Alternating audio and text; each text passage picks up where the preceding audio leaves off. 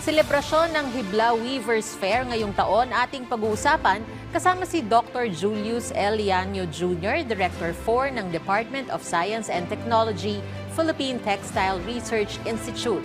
Dr. Liaño, magandang tanghali po at welcome po sa Bagong Pilipinas. Magandang tanghali po, magandang tanghali din po sa ating mga tagapanood. Director, una po sa lahat, maaari niyo po bang ipaliwanag kung ano itong Hibla Weavers Fair at bakit po ito mahalagang gunitain at suportahan ng publiko? Ang Hibla Weavers Fair po ay ang unang pagtatanghal ng ating Philippine Handloom Weaving Festival this year. Now in close participation and coordination with the private sector. Kasama po natin dito ang J. Amado Araneta Foundation. It will be held at Gateway 2 dito po sa Cubao. At ito po ay pagtitipon-tipon ng ating mga habi sa iba't ibang mula sa iba't ibang lugar sa Pilipinas. At ito po ay pagtatanghal sa unang kalahati ng taon sapagkat usually po sa mga fair natin, usually natutunghayan yung ating mga tela, ang hinabi. Nabanggit nyo nga po na gaganapin po ito sa Gateway. Opo. Kailan po ito, Director? At saka ano po ba yung maaasahan ng publiko kapag bumisita po sila doon sa fair? Ito po ay mula po sa bukas, May 15 hanggang May 17 po sa Gateway 2 nga po. At makikita nyo po dito halos, I think, 20 weaver communities po ito. Mula po sa norte hanggang po sa Mindanao, hanggang sa Zamboanga City. At sila po ay magdadala ng kanilang mga hinabing mga tela at pwede po kayong bumili. So sa ating po mga kasamahan sa pamahalaan na nagsusuot every Monday ng inyong pong mga Filipiniana, pagkakataon nyo po ito para po makausap din yung ating mga maghahabi at itampok din po ang kanilang mga obra sa pagdiriwang po ng ating National Heritage Month nitong buwan po ng Mayo. Pwede po ba kayong magbigay ng ilan sa mga naganap sa pagbubukas nga po nitong Hibla Weavers Fair noong Martes? At ano-ano po yung mga naging aktibidad at sino-sino po ang inyong mga naging mga panauhin? Okay, nung Tuesday po ay nagkaroon ng ating, nailunsad natin ito bilang sa isang media launch. Doon din po para maipakita natin yung extent ng mga activities. Ang una pong ginawa doon ay ang pagsasanib ng Philippine Handloom Weaving Festival at ng Weavers Fair. Gusto po nating itampok dito yung napakagandang ugnayan ng pribadong sektor at ng pamahalaan at gusto rin po nating itampok yung mga obra nila bilang hindi bilang mga tela lang or mga ginawa lang, but also a celebration or a reminder of our culture and our heritage. Dito po sa event na to ay naipakita natin yung iba't ibang mga pagtatanghal para po sa bukas hanggang sa Sunday. Ito po yung mga weaving demonstration, mga pagtitinag, pagkukulay, gamit po yung iba't ibang mga likas na mga pagkukunan ng kulay at iba po pong mga techniques at mga inobasyon ng Philippine Textile Research Institute po para po sa ating handloom weaving sector. Sila po ay, ito po ay dinaluhan ng mga opisyalis po mula pa sa JAAF at saka mga iba pa pong kasamahan natin sa media at lalong-lalo na po yung ating mga habi na talagang sumadya po sa Metro Manila para po itanghal itong Weavers Fair. Sa mga interesado pong magpunta doon sa fair, makakaasa po kaya sila na medyo abot kaya naman po yung halaga ng items na makikita po nila doon? Maganda po yung pagtutulungan ng pribadong sektor at ng pamahalaan sapagkat name-menos na po yun po sa mga gagastusin ng ating mga habi. So, inaasahan po natin na hindi man ganun kamura, affordable po siguro, reasonably affordable po sa atin yung mga tela mabibili natin doon. Depende po sa klase, of course.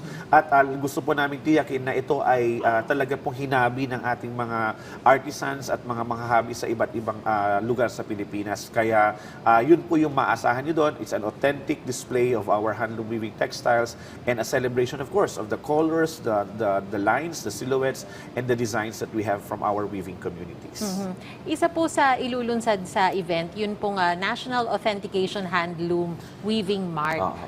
Pwede niyo po bang ibahagi sa amin kung ano po ito at bakit po ito mahalaga? Napakalaga po kasi ang isa sa mga problema ng ating mga habi ngayon ay nagkakaroon ng counterfeiting sa ating mga handloom woven textiles. Ginagaya po ito, mas masaklap pa nga galing pa sa ibang bansa. So nawawalan po ng kabuhayan ng ating mga habi sa pamamagitan po ng paggaya o di kaya po pag-translate nito sa ating mga tela by means of printing. At dahil po sa mark na ito, masisigurado natin na talagang alam natin pag nakita natin itong marka ay galing po ito talaga sa mga manghahabi, galing din po ito sa communities because ito po ay part ng isang sistema na didevelop natin para po mawasan, if not totally eradicate that whole culture of counterfeiting ng ating mga hinabing tela. Sapagkat as we always say po, ang nawawala po hindi lang kabuhayan, ang nawawala po dito yung dignidad, yung kultura at lalong-lalo na po ang kinabukasan ng ating mga habi. So that mark ay hopefully as a start for us to protect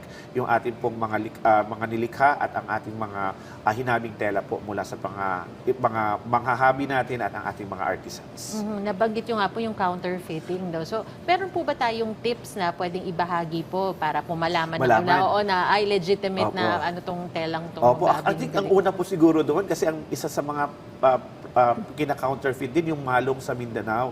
So tingnan niyo po kasi minsan printed. Pag printed po yun, iba po ang kulay niya sa taas, iba yung kulay niya sa ilalim. So automatically pag printed yun, hindi na po yun hinabi. So that's one very obvious case. Yung sa Cordillera naman po na talagang ginagaya din, makikita niyo po doon malapad yung mga tela. Usually po ang Cordillera textiles natin, halos kasing lapad lang ng mga habi yung lapad ng tela. So if you have them wider, most likely po yan, hindi po yan gawang ng tao, gawa na puno yan ng makina, at ginaya lang po yung kulay, ginaya po yung mga linya mula po sa ating mga habi sa Cordillera. So we hope po that when you join the fair, mas tumaas yung level po ng appreciation natin sa mga hinabing ito at malalaman nyo yung ano po ibig kong sabihin dun po sa mga telang kailangan nating iwasan sapagkat talagang pong may mga pamilya, may mga nanay, may mga anak po na ang kanilang kabuhayan ay dito po umiikot sa ating mga tela. Ano-ano naman po yung mga probisyon sa ilalim ng National Cultural Heritage Act na gusto nyo pong palakasin dahil walang sapat na parusa laban sa counterfeit products? Opo, hindi lang po sa National Heritage Act, pati po sa Consumer Protection Act sapagkat we are also deceiving the public. Ano po, pag sinasabi natin handloom woven to, Philippine made to, or Philippine textile to, pero hindi naman. So, gusto po natin palakasin in the sense na wala pa po tayong napapasang batas na nagproprotekta po sa mga ito beyond the protection that intellectual property can actually provide. So, meron po tayong mga pending legislations ngayon sa Senado at I think meron din po sa mababang kapulungan para po patibayin yung cultural protection. Ibig sabihin po, hindi ito pag-aari ng isang tao, pag-aari po ito ng grupo ng mga tao. And this is exactly how our textiles are associated. Pag-aari po sila ng mga group of people like yung mga yakan po sa Basilan or yung ating mga weavers po sa Cordillera. So, yun po ay hindi necessarily po isang tao lang may-ari, which is technically the framework of our intellectual property protection regime. So, dito po ay pinagtutulong-tulungan naman ng ating mga iba't ibang mga sangay ng gobyerno para po mapaigting.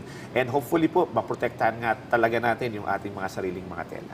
Director, sa kasalukuyan, paano pa po tinutulungan ng DOST, PTRI ang ating weaving communities? Number one po dyan, yung raw materials natin. Marami pong mga materials, galing halos lahat yan sa ibang bansa. So what we did, yung ating pong teknolohiya na magamit ang pinya, abaka, banana, at saka saging, at saka i-combine mo ito sa cotton, nakakagawa po tayo ng sinulid.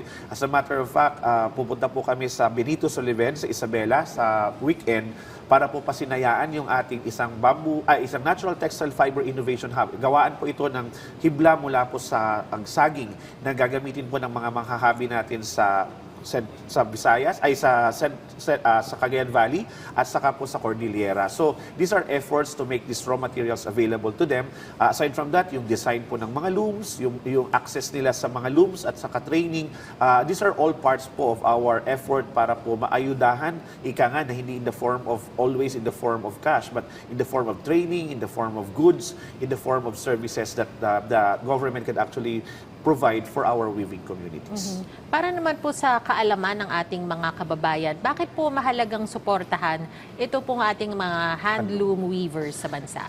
Napakahalaga po, hindi lamang dahil ang Mayo ay pagdiriwang po natin ng National Heritage Month, but weaving and textiles is part of our culture, it's part of our economy, it empowers women, it celebrates, of course, our heritage and our crafts. So, ang suporta po natin sa bawat isang mga hobby, and by the way po, around 90% of our weavers are women. And ang suporta po natin sa kanila ay suporta rin po natin sa ating mga pamilya, suporta rin po sa sa batayang sektor ng lipunan, ika nga, sa ating mga barangay, sa ating mga komunidad na meron sa iba't ibang lugar sa Pilipinas. So, lahat lahat po ng patuloy nating pagtangkilik sa hinabi ng ating mga hobby ay patunay at pagpapatunay sa ating umiigting na pagpapasalamat sa kanilang patuloy na pagsuporta at pagpapalawig po ng kultura ng ating paghahabi dito po sa Pilipinas. So it's really supporting our culture, it's really supporting our industry, and more importantly, supporting our families in the rural areas. Bukod po dun sa pagtangkilik dun sa mga produkto, meron pa po bang ibang paraan na pwede pa pong makatulong at masuportahan po ang ating weavers? Nako, yun nga po. Dapat po huwag natin masyadong tangkilikin. If not, huwag po nating tangkilikin yung mga nanggagaya dun sa ating pong mga manghahabi, yung ating mga hinabi. It's a very good way po to avoid patronizing those at para magamit natin yung ating mga ipon, yung ating ipambibili, na bumili po tayo ng tama at akma mula po sa talaga sa mga nagpapatuloy ng ating kultura ng paghahabi. So, by that po, mas conscious tayo, mas alam po natin kung paano po sila tulungan at paano po natin mapayabong muli ang industriya at ang kultura ng paghahabi po sa Pilipinas. Director, mensahe at paanyaya nyo na lang po sa publiko para po sa Hibla Weavers Fair at sa 2026 Philippine Handloom Weaving Festival.